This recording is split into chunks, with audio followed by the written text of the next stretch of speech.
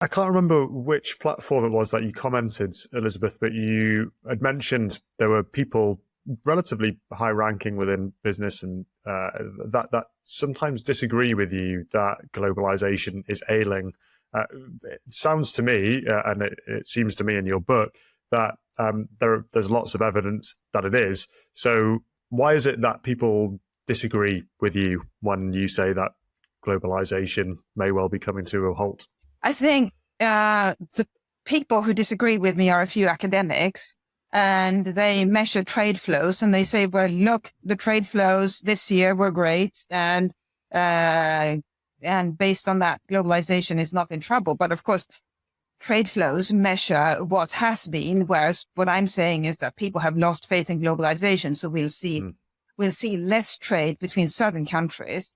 And also, if you measure trade flows collectively around the world, I don't think they will decline, because we'll trade more with countries that we are friends with, or at least are not on hostile terms with. So we won't see trade flows plummet simply because we don't trade as much with Russia and China anymore. What my point is that it's just not globalization anymore. If you don't have the key parts of the world involved, it's not globalization. And so I think that's the point that these academics are missing. First of all, they measure what has been, when, restructuring your supply chains is such a lengthy undertaking that it will take some time before companies can shift operations, partially shift operations out of China towards other countries. And that's what we may start seeing less trade with China, but it will be slow, it will be gradual. But what matters is that people have lost faith in globalization.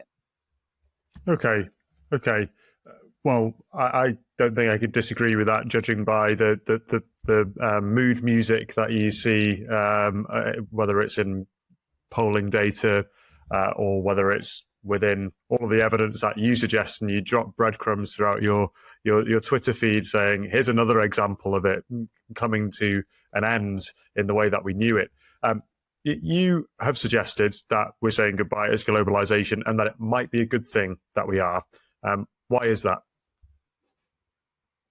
Globalization, the way it was thought out, it was never really an ideology. It was just an opportunity that came along in the late 80s and especially in the early 90s, when we had lots of countries all saying at the same time, we want to introduce market economy. First came China, which did market economy its way, first through a few experimental areas, and then more widely. But it was market economy with Chinese characteristics. And of course, after that came the countries behind the Iron Curtain.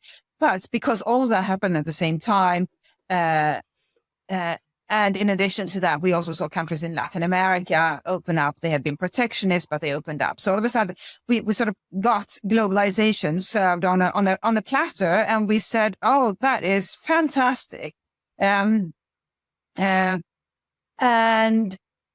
what was your question? I was asking why it might be a good thing that we're getting less globalization, or that it's on its way out. And everybody seemed to want the same thing, which was market economy, trade with each other, be friends. That was the sound of the 90s. But at least as far as Western countries are concerned, we were naive in thinking that it was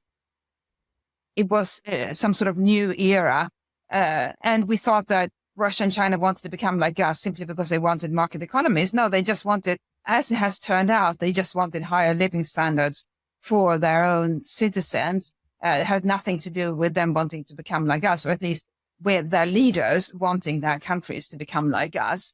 But that took us a very long time to figure out. In fact, it has taken us until basically now to figure out. So we built globalization on this idea that everybody wants the same thing, and we are there. Essentially, we are all good-willing, well-meaning nations who all have a stake in this and who all want to make this work. And the sort of pinnacle of that was when China was admitted to the World Trade Organization. And as a member there, you have to follow certain rules. And we were convinced that China would follow those rules. And then it emerged that China wasn't going to be particularly faithful to those rules, but there was nothing we could do about it. So globalization, this round, has been based on I think, overly optimistic assessments of our fellow countries. And it also has included a few key areas, most crucially climate change. I mean, climate change was just not a big issue in the 80s and early 90s, and now it is an existential issue.